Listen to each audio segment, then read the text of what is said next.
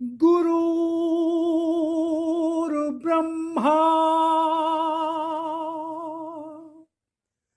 गुरुर्विष्णु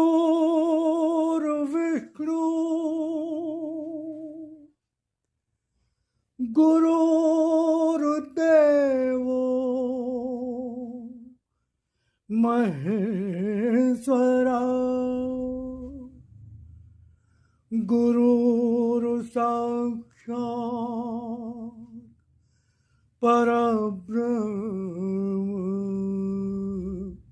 तस्मै श्री गुरुवे नमः।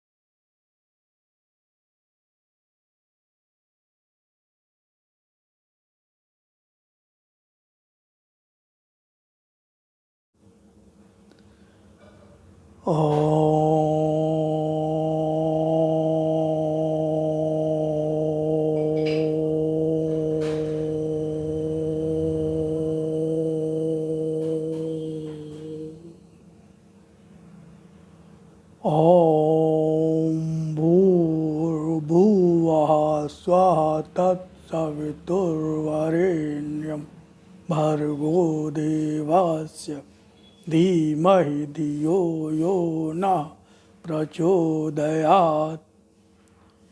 हे प्राण स्वरूप, दुख नाशक, सुख स्वरूप परमात्मा, मैं तेरे उस अनिर्वचनीय तेज का ध्यान करता हूँ जो आनंद देने वाला है। हे प्रभु, मेरी बुद्धि को, मेरे कर्मों को अपनी ओर ले चल। ओम ओम ओम। भगवान ने कहा, जन जन तक पहुँचो, जहाँ अंधकार है उस मन तक पहुँचो जहाँ मेरी पुकार है। इसी उद्देश्य की पूर्ति हेतु मैं इन वाणी की सामग्री को आपके समक्ष लाता रहा हूँ, लाता जा रहा हूँ, लाता रहूँगा।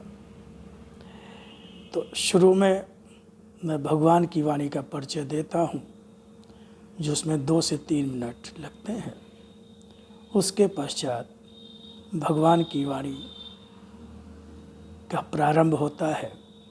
अगर आप बहुत व्यस्त हैं, समय नहीं है, तो मैं समय दे देता हूँ कि कहाँ से भगवान की वाणी का प्रारंभ होगा।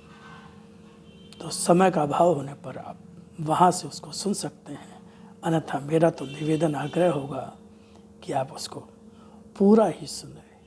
ओम ओम ओम राम।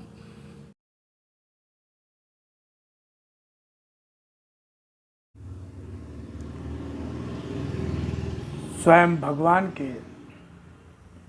की वाणी और अपने लिप रूप दर्शन के संबंध में क्या कहा, पहले उसको सुने, फिर आगे भगवान की वाणी को और सुने।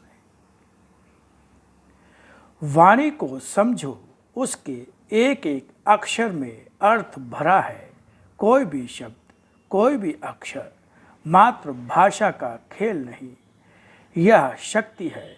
वाणी है मेरी, जिसका रूप साधारण नहीं, जिसकी प्रामाणिकता को तलाशने अन्य कहीं नहीं जाना होगा, फिर भी उसके अक्षरों में मेरी वाणी का विश्वास लेकर, उसके रूप में मेरी शक्ति के दर्शन का विश्वास लेकर ही डूब जाना होगा।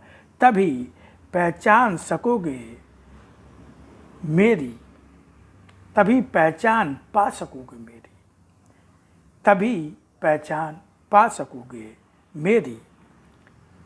इसी तरह आज भी तुम्हारा आराध्य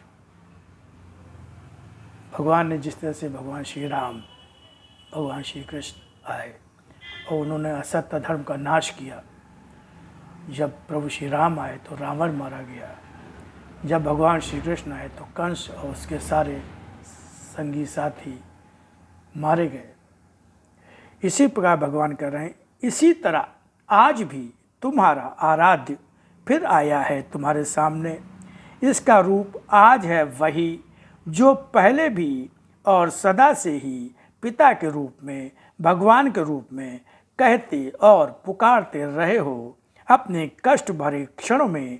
और इस रूप में भी दर्शन जो मेरा है उसका प्रयोजन भी वही है। लिप रूप में मेरी शक्ति का यह दर्शन किस तरह सारे युग का असत्य और धर्म समेटकर सत्य और धर्म का प्रतिष्ठापन करता, स्वयं ही देखना।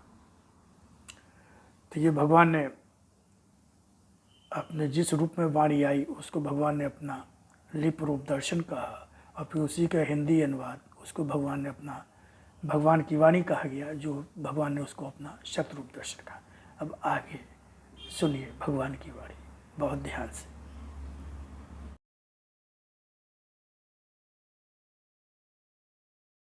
ओम, असत्य की कठोर भूमि पर वाणी का गंगा जल छिड़कते जाओ।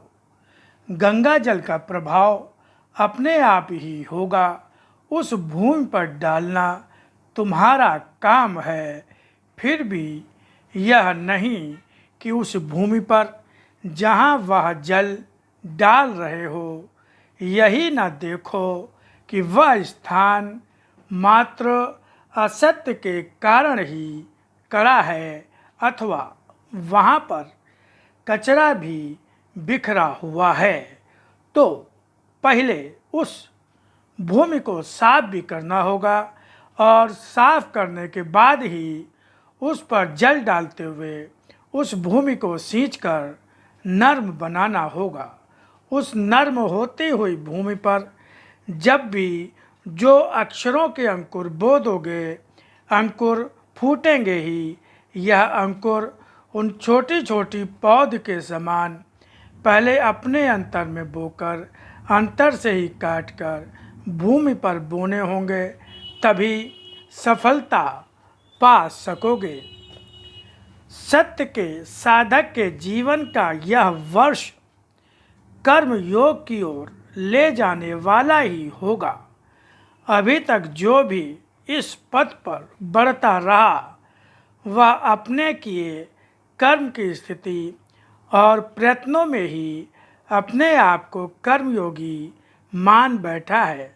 मगर समय के साथ में ही बताऊंगा कि कर्मयोगी भक्त के रूप में मैंने किसको माना है। स्वयं को साधना के इस वर्ष में और भी सक्षम बनाने का प्रयत्न करो। तुम्हारा संसार तुम्हें बार बार अपनी ओर घसीटेगा। असत्य से बना शरीर असत्य से आकृष्ट होकर असत्य से चिपककर पूर्ण असत्य तो बन चुका ही है। तभी तो मन, वचन और कर्म तीनों ही सत्य नहीं रह पाते। इन्हें सत्य बनाना होगा, तभी सत्य तुम्हारे शरीर का अनिवार्य भाग बनकर जीवन को सत्य की ओर ले जाएगा। समय का सत्य धरती पर मेरे अवतरण के साथ बढ़ना आरंभ हो जाता है। वातावरण की वायु, जल, आकाश, अग्नि और धरती जो मेरे ही दर्शन हैं, इनमें सत्य का भार और अस्तित्व और भी गहरा हो जाता है।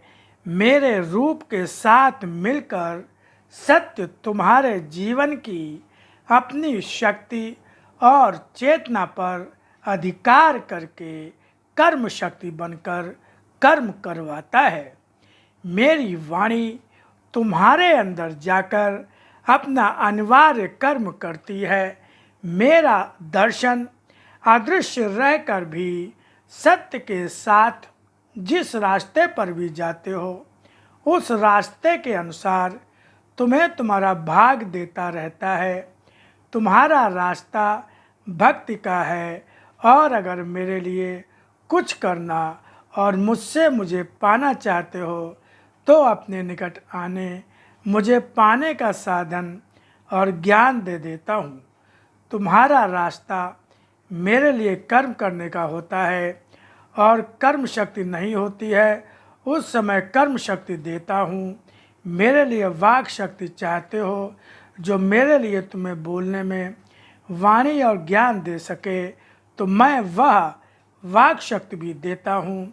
अगर तुम्हारे पास मुझे पहचान पाने के लिए दृष्टि नहीं होती, तो मैं वह दृष्टि देता हूँ जो तुम्हें मेरे अवतरण में मेरी पहचान दे सके।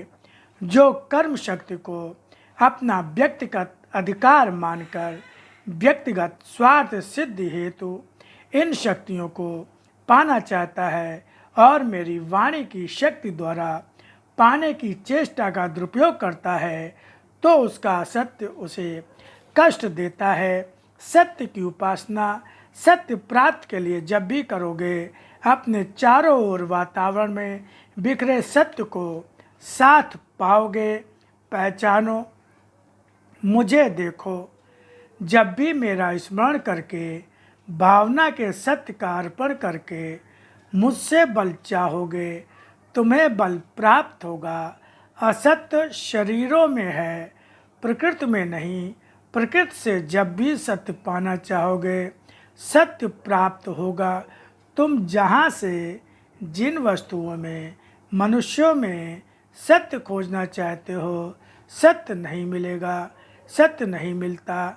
मुझे असत्य मान लेते हो, इसलिए जीवन में केवल भटकना ही तुम्हें मिलता है, अन्य कुछ नहीं। अपने शरीर को भी सत्य मानकर अहंकार में डूबे रहकर सत्य का जो अपमान करते हो, असत्य कहकर वह तुम्हारे जीवन में सभी दिशाओं के बंद हो जाने का कारण बन जाता है। सत्य इतना साधारण भी नहीं कि तुम्हें सांसारिक जीवन की लिप्साओं और कामनाओं में, भोगों में लिप्त जीवन के साथ प्राप्त हो सके। तुम्हारी भोग वस्तुएं भी तो तुम्हारी अपनी हैं, मेरे द्वारा निर्धारित किसी नियम का रूप तो नहीं। जिन्हें मैंने भोग वस्तुओं के रूप में दिया है, वे भी उसी के अनुसार जितना अनिवार्य है भोगने के लिए कहा है। इस तरह तुम सत्य से बहुत दूर असत्य में जाकर बस गए हो। फिर सत्य का तो सहारा भी तुम्हें असत्य की सीमा में नहीं प्राप्त हो सकता। असत्य का प्रयोग सत्य के लिए करके तुम असत्य को भी सत्य बना सकते हो, मगर सत्य का प्रयोग असत्य की रक्षा में करने से तुम मेरे समक्ष दोषी हो जाओगे। ऐसे दोषी जिसे संसार में बार बार आना भी पड़ेगा। अपने असत्य से प्रेम के कारण मेरे दंड से मुक्ति नहीं मिलेगी। सत्य असत्य दोनों मिलकर ही सत्य और धर्म का प्रतिष्ठापन भी करते हैं।